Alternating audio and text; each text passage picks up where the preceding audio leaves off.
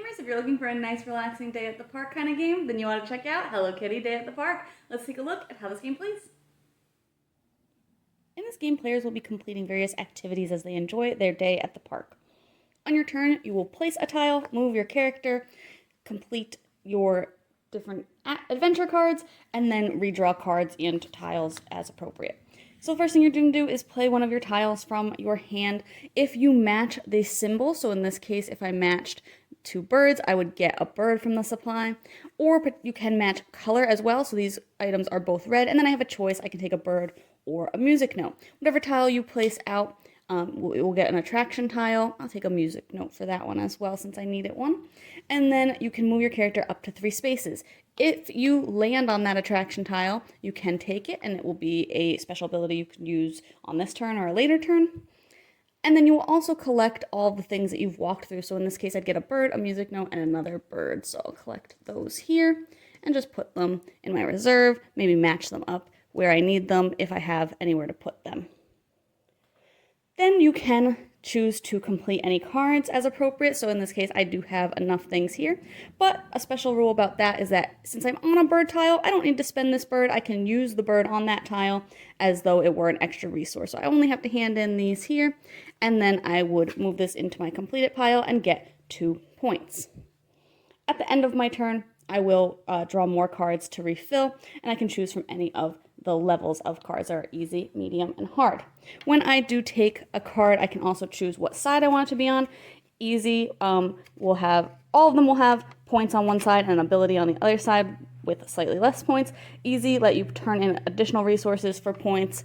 Medium, have an endgame scoring for leftover resources in your supply. And then hard, have an endgame ability for the types of cards that you've completed. On a player's turn, they can also choose to use their special character ability, or again, any of the attraction tiles that they've completed, they can use those as abilities as well.